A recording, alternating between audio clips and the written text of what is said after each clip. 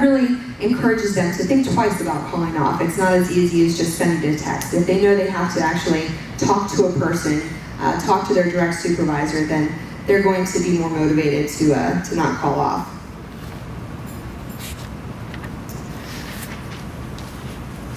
Okay, HAuNT protocol. The handbook should include all your HAuNT protocol information. For example, cell phone and emergency contact policy. Cell phones can be very distracting in the HAuNT for so many reasons. You know, if you have an actor looking at their cell phone, they're not paying attention to customers coming through, and also it's messing up their night vision. So if they're looking at a really bright screen, they're not going to be able to transition into a dark, space very easily. So it can be kind of dangerous. But it is just a distraction that doesn't need to be in the HAuNT. So we don't allow our employees to have their cell phones. Now, some people may be worried though about how they'll be contacted if there's an emergency. So you want to make sure that you include information about how they can be, reached. So, for example, you can let them know that their family members can contact the HAuNT, and then they'll be transferred, and just something in place so that they know that they can be reached. You want to have a smoking policy. You don't want your actors in full costume going outside where the customers are waiting in line. You want to have a designated area away from customer view. Costume policy. They should be informed that they need to treat their costumes with respect. What happens if something breaks? What happens if something needs to be fixed? So that should be in there as well. You want your standards of conduct. So what's your drug and alcohol policy? What happens if an actor shows up and he or she is drunk? What are you going to do? So you want to set those policies early and make sure that everybody knows about it, that it's not okay to show up to work intoxicated. What's your company property policy? What can and cannot they do in their sets? Sets can look very sturdy, but maybe, this isn't a real wall, it's just a prop wall, so when an actor goes to jump on it, it's going to fall down.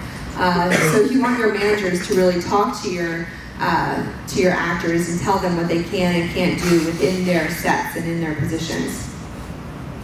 And then finally, a social media policy. Again, when they're employed by your HAuNT, they're representing you. What is okay to say online and what is not.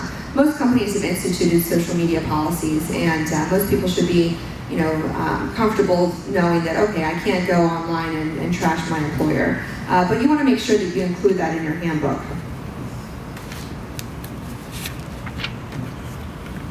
Okay, you want to have a conflict of interest. For your upper management team, for your design team, you can have different forms that they sign, non-disclosure agreements.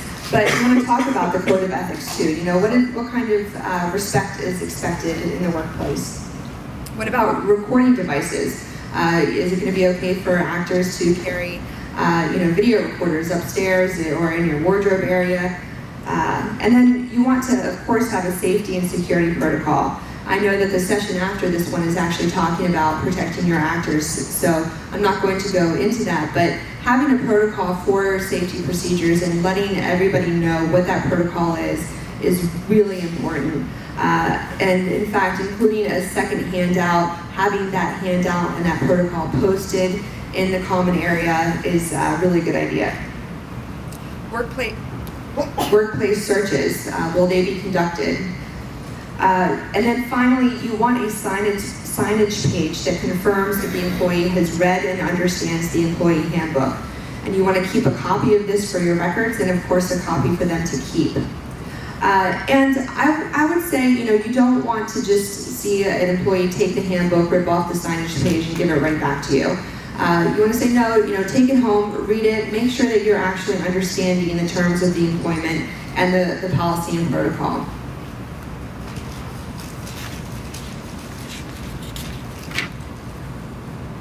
Okay, so back to orientation and the flow of orientation. The very first opening for orientation should include an introduction of the HAuNT management team, the owners, and a brief history of the HAuNT. That really gets people excited. You want new hires to feel like they're joining a family and that this family, has a history. You want to lay out the agenda for the evening. This establishes that management has expectations and a plan and sets the tone for the rest of the season. So everybody's not just showing up and staring at you. you know, you have a plan for how the evening is going to unfold. Okay, orientation, the fun stuff. It should be a fun and exciting experience. Try to arrange the orientation space into configurations that encourage talking. So for example, we have a bullpen. So we have a lot of chairs set up, and it really encourages people to mingle and talk to each other. Integrate get-to-know-you activities. Have everybody say their name, two interesting things about themselves. What's their favorite scariest movie? You know, what's their haunt experience? Something to let people, you know, get to know each other. And you want to, again, include returning actors to act as ambassadors and encourage interaction and conversation among new employees. So for example, you can pull a few returning actors aside and say, hey, you know, if you see somebody standing alone in the corner, maybe go up to them and say, how are you doing? And include them in your conversation. It's also a good idea to play music. We have a nice system set up in our common area, and it really gets people going and gets people, you know, dancing and having fun. I would encourage you, however, to have someone designated as the DJ so that not everybody's trying to play their own music. Okay, the breakout sessions. Breakout sessions really allow the manager to establish his or her authority in running the haunt and managing the employees. And in addition to discussing the creative aspects of the specific haunt and the haunt perspectives, it's a time to answer questions and for the haunt actors to get to know each other. And it's also a time that the manager should go over those key points of the handbook and really reinforce the importance of those policies.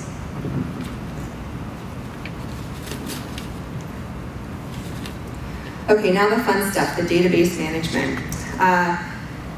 You know, how are you going to keep track and really track all of your employees? What are you going to do with all this information you have? It's critical to really maintain the confidentiality of this information. You know, you have people's social security numbers, you have their phone numbers and their addresses, and you want to make sure that that's protected. So you should designate 1 or 2 people at the most to manage confidential and payroll information, and that should be kept separately from your scheduling database. You want to restrict address, phone, and email information to managers. So not everybody likes having their email and their phone number available to everybody, so you want to respect that. Managers should be responsible for collecting the scheduling information. And so what this leads up to is maintaining 2 databases. You're going to have one with all of the confidential information and the payroll information, and a separate one for scheduling, for tracking what kind of positions people are in, and for the managers to access on a daily basis. So let's look a little bit more at these databases. Of course, you're going to want to integrate some sort of time tracking. Now, for a second on time tracking, I have looked at so many different time clock options out there, and there are a lot. There really are so many methods for tracking time. You can use either a standalone time clock, which is nice on the front end because it does allow employees to clock in and out pretty quickly. But on the back end, it requires a little bit more manipulation as far as databases and you know, trying to organize all of that output. On the other hand, you can use, you know, some sort of scheduling software which may help you in organizing, but it's a little bit slower to process the employees as they come in and out. So make a decision how you're going to track their time. If you're going to use the traditional pen and paper method, just make sure that it's clean and organized so that you will be able to refer to it, you know, if there is a discrepancy. You always want to maintain a hard copy of that, of course. Okay, so for the scheduling information, you're going to have your managers accessing this on a daily basis, updating who's coming in and who's not. So there are a few things that you want to keep in mind when deciding how you do this. It should be viewable to all managers. So you don't want to use just a single document that you're sharing back and forth. That opens the door for so much error and confusion. You should be able to allow editing by the managers. And it should be updated during the season daily with call-offs, no-shows, and additional notes. So this is why I recommend something like Google Spreadsheets. You can share it with a lot of people. You can restrict the editing of it, or you can open the editing of it. It has most of the functionality of Excel, if you're familiar with Excel. So you can sort, you can filter, and it's a great way to allow everybody to have access to a single database. Now we're going to look at an example of just some columns and rows and how to organize. But from these spreadsheets, these should really be kind of your foundational document. Because a lot is going to come from this scheduling spreadsheet, like your daily position sheets. So your spreadsheet should allow your manager to just go quickly in, sort by their haunt, print out their actor positions with the names of the actors that are going to fill them. So let's go ahead and look at an example. Okay, so this is just a very small example, but you can see that the first column is going to have the employee name. The second column is going to be their contact information. Now, you can add additional contact columns if you want to put their phone number in there as well. But definitely, have their email address, have their phone number. And then, what position are they filling? Are they going to be an actor? Are they going to be front of house? Are they going to be in makeup? And for as many positions as your haunt has, you want to make a separate column. This is because you're going to have employees that are filling multiple positions. So for example, say you only wanted to look at those actors who were also makeup artists. You could easily filter this selection to have only those names come up. And that can inform you in placement. You don't want to have some of your key makeup artists as actors in the very first haunt because they may need more time to put their own makeup on. So being able to sort and filter like that is really, really just makes everything so much easier. So after you know what position, where they're going to be employed in the haunt, then you want to add which room they're going to be in, what role they're going to be in, and then finally a column for every single day that you're open. And for each of those days, that's where you put in their availability, whether they're going to be there or if they're not available. So this way you can see what your schedule looks like for the entire season, what nights you might be light on and what nights you may be heavy on. And it just makes scheduling a lot easier. Okay, so moving on, managing a cast of 160 employees over the course of just 2.5 months can be really hectic, to say the least. So that's why it's so important to make sure that you're checking in daily with your management team. Let them know before the season starts exactly what's expected of them. They're going to be managing big casts, and those cast members are going to have their phone numbers, and they're going to be calling them and texting them. So letting them know what to expect is really good. And it's encouraged to have a wrap meeting at the end of every night with your managers. During those wrap meetings, you can talk about how the evening went, what worked, what didn't.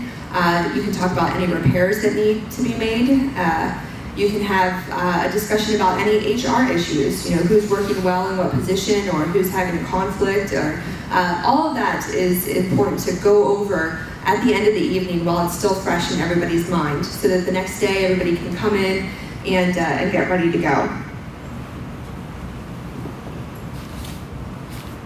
Okay, so how to build a family. We have all the management, we have all their data, but we really want to translate that into a fun family environment. So for example, at the start of every night, we do a warm-up activity. We have one of our actors lead everyone in something like, walking like a zombie or howling like a werewolf or doing different kinds of vocal exercises. It gets everybody laughing, it puts everybody in a good mood, and really gets them ready to go down into the haunt and act. You want to allow opportunities for actors to share their favorite scare of the night, or their best scare. That's a great way to get people excited about what they're doing. You want to provide food. People love food. So at least once a week, try having a food